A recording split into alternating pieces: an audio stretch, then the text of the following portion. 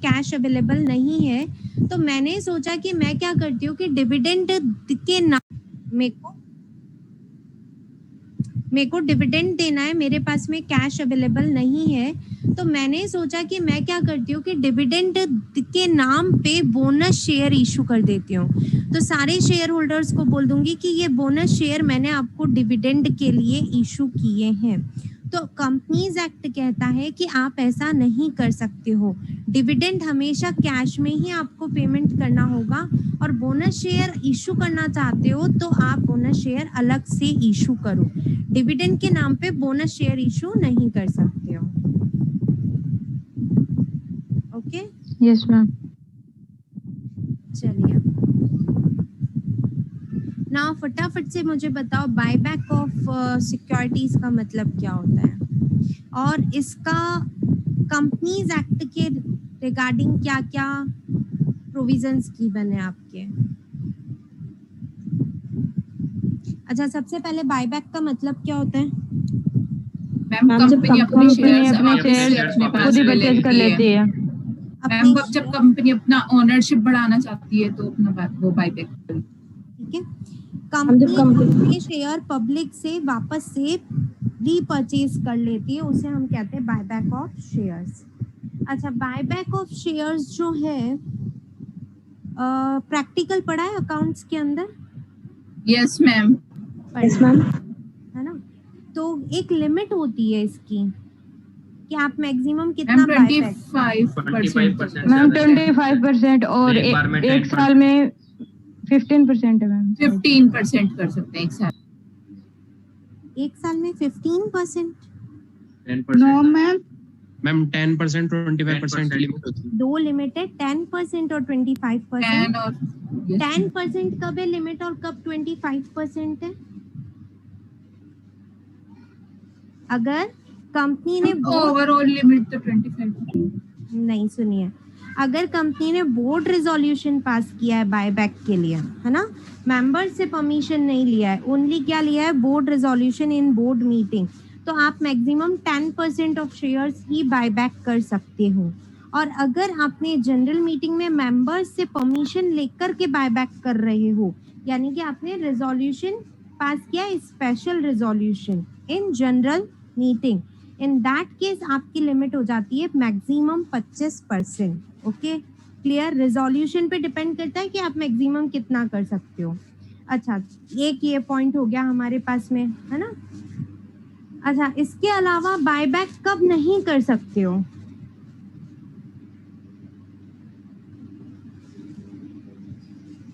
Partly paid up shares का buyback नहीं कर सकते, अगर डिफॉल्ट कर रखा है तो नहीं कर सकते। ठीक है, पार्टली पेड शेयर्स का नहीं कर सकते हो। अच्छा, बायबैक करने के बाद में क्या कोई स्पेसिफाइड डेट इक्विटी रेशियो होना चाहिए आपका? यस मैम, 2:1 होना चाहिए। मेंटेन करना पड़ेगा उसके बाद। तो ऑडिटर को ये चेक करना पड़ेगा ना कि भाई बायबैक होने के बाद में आपका 2:1 का डेट इक्विटी है या नहीं है। Yes ma'am. अच्छा, बायबैक किए हुए शेयर्स को आपको कुछ टाइम पीरियड के अंदर डिस्ट्रॉय कर देना पड़ता है। 7 days। 7 days। ओके, क्या आपकी इच्छा हुई कि आज मैंने बायबैक किया और कल भी बायबैक कर लेती हूँ, ऐसा कर सकते हो? नहीं मैम, नहीं कर सकते। एक साल बाद देना पड़ेगा, उसके बाद ही आप बायबैक कर सकते हो। 6 महीने तक न्यू इश्यू नहीं कर सकते। 1 ईयर तक आप वापस से बायबैक नहीं कर सकते हो। नहीं कर सकते। 6 months तक आप वापस से same type of share capital issue नहीं कर सकते हो। ठीक है, तो ये सारे मेरे नॉर्मल प्रोविजंस है बायबैक से रिलेटेड।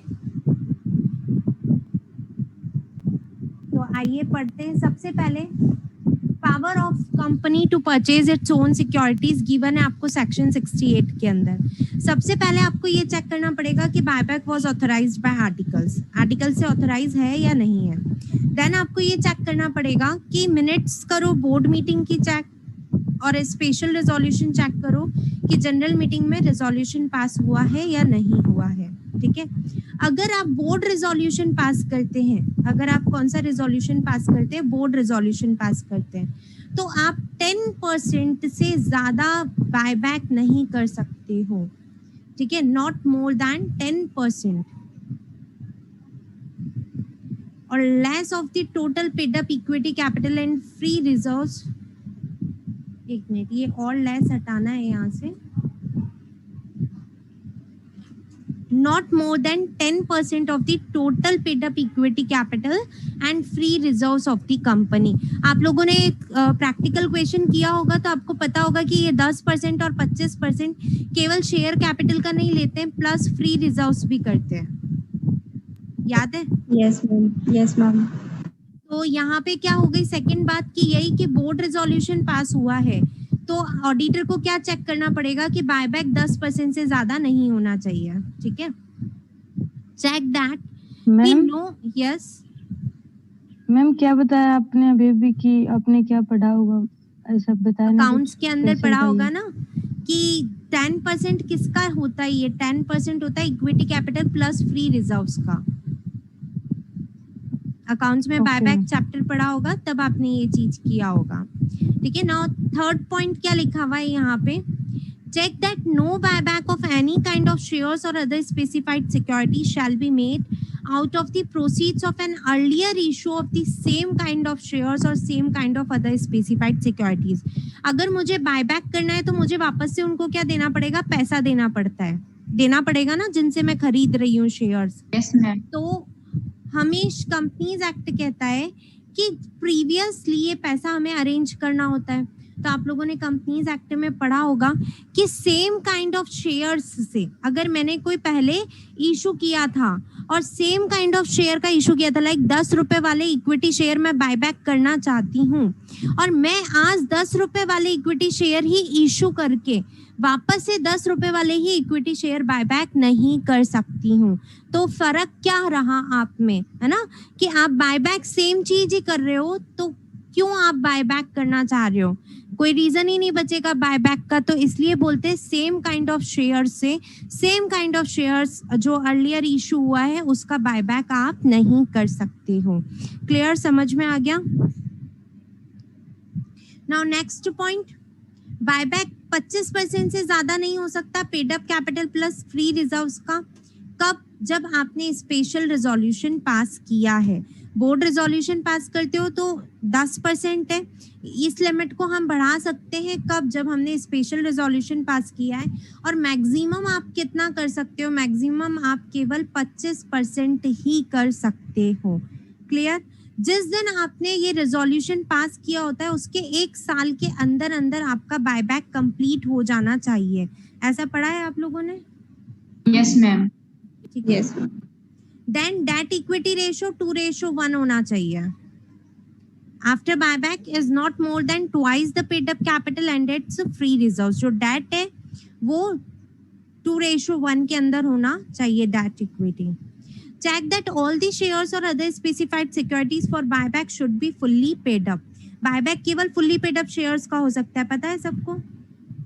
यस मैम, पार्टली का नहीं होगा, है ना। अब सेबी ने कोई गाइडलाइंस और इशू कर रखी है बायबैक ऑफ शेयर्स के लिए, तो उसके अकॉर्डिंग भी हमें वर्क करना पड़ेगा। तो हमें चेक करना पड़ेगा कि भाई सेबी रेगुलेशंस के अकॉर्डिंग कंपनी ने बायबैक किया है या नहीं किया है। To check that no offer of buyback made under this section shall be made within a period of 1 year reckoned from the date of closure of the preceding offer of buyback। आपको अभी अभी मैंने पूछा था कि भाई एक buyback मैंने आज किया तो मैं कल ही वापस से बायबैक कर सकती हूँ क्या? तो नहीं, जब आपका बायबैक लास्ट बायबैक कंप्लीट हुआ था उसके 1 साल तक आप कोई बायबैक नहीं कर सकते हो। क्लियर सबको?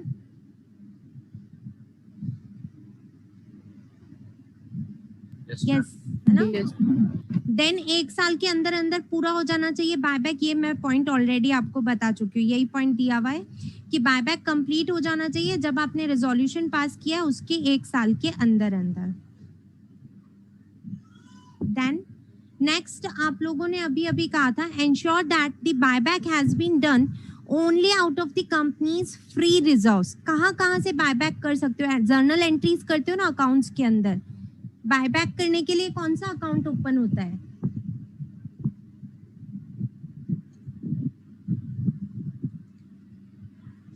जर्नल एंट्रीज याद है? Equity share capital. Equity share capital तो डेबिट करोगे, वो आप ले रहे हो, ठीक है। उसकी फेस वैल्यू के बराबर जो पैसा आप फ्री रिजर्व से निकालते हो, ठीक है। एक मेथड होता है ना बायबैक का, प्रॉफिट्स में से आप क्या कर रहे हो? बायबैक कर रहे हो। Yes ma'am, yes, CRR, capital redemption, capital redemption reserve, CRR account, है ना। तो सीआरआर अकाउंट के अंदर आप पैसा कहाँ कहाँ से डाल सकते हो?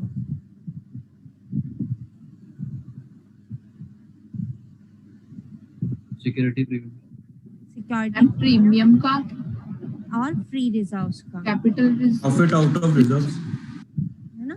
हाँ, प्रॉफिट आउट ऑफ रिजर्व्स जो फ्री रिजर्व्स के लिए वर्ड होता है। फ्री रिजर्व हाँ, मैम। सिक्योरिटी प्रीमियम अकाउंट, है ना। और एक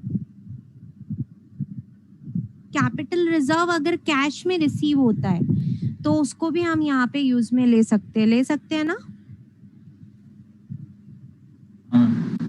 ना, तो इन सबको यूज में लेते हुए आपको एक अकाउंट बनाना होता है सीआरआर। और ये कब करते हैं अपन? कैपिटलाइजेशन, जब हम प्रॉफिट्स में से बायबैक कर रहे हैं तो यही पॉइंट आपको यहाँ पे दिया हुआ है। Ensure that the buyback has been done only out of the company's free reserve security premium account or out of the proceeds of any shares or other securities other than out of the proceeds of an earlier issue of same kind of share or same kind of other securities। ये other than करके वही बात दी है जो मैंने अभी अभी आपको ऊपर समझाई थी कि आप same kind of shares issue करके सेम काइंड ऑफ शेयर्स का बायबैक नहीं कर सकते हो, ठीक है। तो यही चीज यहाँ पे लिखी हुई है। और आप बायबैक कर कहाँ से सकते हो? तो फ्री रिजर्व्स और सिक्योरिटी प्रीमियम अकाउंट से। अच्छा, एक ये पॉइंट सबसे इम्पोर्टेंट पॉइंट, जब भी बायबैक करते हैं तो हमें सेबी को एक सॉल्वेंसी डिक्लेरेशन फॉर्म सबमिट करना होता है कि हमारा बायबैक करने के बाद में हमारी कंपनी इंसॉल्वेंट नहीं हो जाएगी, ठीक है। तो ascertain that declaration of solvency was filed with the SEBI or registrar of companies before making buyback but subsequent to passing of special resolution। सबसे पहले स्पेशल रेजोल्यूशन पास होता है कि बायबैक कर रहे हैं हम लोग, है ना, ठीक है। बायबैक कर रहे हैं, ऐसा रेजोल्यूशन पास होने के बाद में सेबी को एक डिक्लेरेशन जाता है कि हमारा बायबैक करने के बाद में हमारी कंपनी इंसॉल्वेंट नहीं होने वाली है। ऐसा डिक्लेरेशन कंपनी देती है, किसको देगी? सेबी को देगी। और उसके बाद ही बायबैक हो सकता है, ठीक है, उससे पहले बायबैक नहीं होगा। देन फिजिकली डिस्ट्रॉय कर देना है हमें उनको कितने डेज के अंदर? 7 डेज के अंदर अंदर, ठीक है। सेम काइंड ऑफ सिक्योरिटी, ये पॉइंट भी आप लोगों ने बोला था कि 6 मंथ्स के अंदर अंदर हम same kind of security issue नहीं कर सकते, बोला था ये पॉइंट भी। Yes ma'am. Yes ma'am. Register of shares है, उनको चेक करना पड़ेगा हमें रजिस्टर ऑफ शेयर को। और सेबी की जो भी रूल्स रेगुलेशंस निकल रहे हैं वो सारे रूल्स रेगुलेशन हमें चेक करने पड़ेंगे। जब भी हम बायबैक करते हैं तो अगेन हमें रजिस्ट्रार को फाइलिंग करनी पड़ती है। तो रजिस्ट्रार को जब बायबैक कंप्लीट हो गया उसके 30 डेज के अंदर अंदर हमें फाइलिंग करनी होती है। तो ऑडिटर को ये चेक करना है कि वो फाइलिंग हुई या नहीं हुई। क्लियर सबको बायबैक? ठीक है। स्प्लिटिंग ऑफ शेयर्स, वही 10 रुपए के शेयर को 1 रुपए में बनाना, ये हम ऑलरेडी पढ़ चुके हैं। तो ये आपका होमवर्क है 5 लाइंस। वही authorised by articles, board meeting, ordinary resolution, memorandum, articles change हुए नहीं हुए, अकाउंटिंग एंट्री सही पास हुई नहीं हुई, ये सारी ऑडिटर को चेक करना है।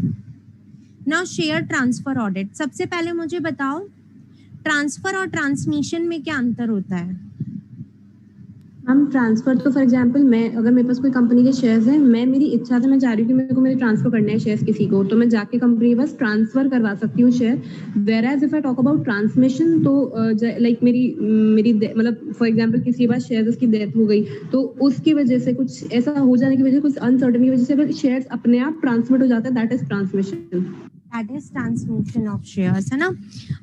कोई सेक्शन पढ़ा है शेयर ट्रांसफर के लिए? कंपनीज एक्ट में कुछ रूल्स पढ़े कि शेयर ट्रांसफर कैसे होता है?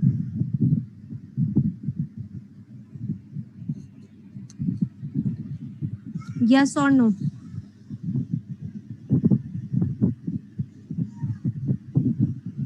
अच्छा, शेयर सर्टिफिकेट जानते हो क्या होता है?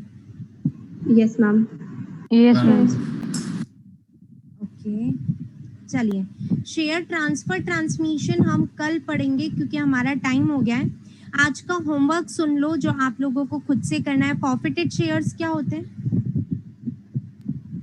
मैम कंपनी उन लोगों ने कुछ पैसा नहीं दिया शेयर पे तो कंपनी वापस फोरफीट कर लेती है उन शेयर को, ले लेती है उनसे, तो दैट इज फोरफिशन। री इशू ऑफ फॉरफिटेड शेयर्स पढ़ा है अकाउंट्स के अंदर? Yes ma'am. Yes ma'am. री इशू ऑफ फॉरफिटेड शेयर करते तो कौन सा अकाउंट ओपन किया जाता है? याद Capital करो, reserve. Foundation capital reserve. Capital reserve. क्या अमाउंट ट्रांसफर करते हो कैपिटल रिजर्व में? प्रॉफिट व फॉरफिट मैम जो उसमें प्रॉफिट आता है ना, जो डिफरेंस, जो फॉरफिटेड शेयर्स सरप्लस प्रॉफिट आता है, जो सरप्लस बचता है। लाइक मैंने आपके शेयर्स फॉरफिट किए थे तब मुझे 10 रुपए मेरे को ऑलरेडी रिसीव हो चुके थे। 20 रुपए का शेयर था, 10 रुपए ऑलरेडी रिसीव हो गए थे। अब जब मैंने री इशू किया तो मैंने उनको री इशू किया तो डिस्काउंट केवल मेरा कितना था? 5 रुपए का। तो 10 रुपए मेरे पास ऑलरेडी थे, 10 में से 5 रुपए का डिस्काउंट मैंने एडजस्ट कर लिया, तो अब मेरे पास कितना प्रॉफिट बच गया? कंपनी के पास में 5 रुपए, कंपनी के पास में एक शेयर पे प्रॉफिट अभी भी बच गया है। तो जो शेयर्स री इशू हो जाते हैं तो हमें उसके ऊपर क्या करना पड़ता है? सरप्लस की कैलकुलेशन करनी पड़ती है कि इसको री इशू करने पे मुझे कितना बेनिफिट हुआ, और वो बेनिफिट हम ट्रांसफर करते हैं कैपिटल रिजर्व अकाउंट के अंदर। ठीक है। अच्छा, इस कैपिटल रिजर्व को आप कहाँ कहाँ यूज ले सकते हो? मैम बायबैक में भी यूज कर सकते हैं इसको। बोनस में इसके 2 ही यूजेस होते हैं कैपिटल रिजर्व्स के। पढ़े? अकाउंट्स में भी पढ़े होंगे, लॉ पढ़े में हैं पर याद नहीं है। याद नहीं है तो आज याद करना क्या 2 यूजेस हैं। आपका आज का होमवर्क है री इशू ऑफ फॉरफिटेड शेयर्स। ठीक है। And second homework audit of debentures, क्योंकि जैसा आप लोगों को भी पता है कि जैसी हम शेयर्स इशू करते सेम ही डिबेंचर्स भी हम इशू करते हैं। ठीक है। तो ये डिबेंचर्स का जो है यहाँ तक आप लोग पढ़ करके आएंगे। कौन से? पेज नंबर 480 तक। मैं नहीं पढ़ाऊंगी, ठीक है, कल। हाँ मैम, आपने जो कोऑपरेटिव सोसाइटी पढ़ाया था ना मैम, उसकी पीडीएफ भेज दीजिएगा एक बार। हाँ, उसका नोट्स बना करके मैं भेज दूंगी आपको। Yes ma'am. Ma'am page number क्या बोला? 484। पेज नंबर 480 पे एंड करना है आपको। इंटरेस्ट ऑन डिबेंचर सबको पता ही होगा क्या होता है। ठीक है। इशू ऑफ डिबेंचर, री इशू ऑफ फॉरफिटेड शेयर। आपका होमवर्क स्टार्ट होता है पेज नंबर 478 से। 2 पेजेस आपको पढ़ने हैं 480 तक डिबेंचर्स का। ये ऑडिटर्स ड्यूटी, कोलेटरल सिक्योरिटी से पहले। ठीक है। मैं कल आपको कोलेटरल सिक्योरिटी से पढ़ाऊंगी, यहाँ से आप लोगों को पढ़ाने वाले। ठीक है। चलिए, thank you to all of you. Thank you.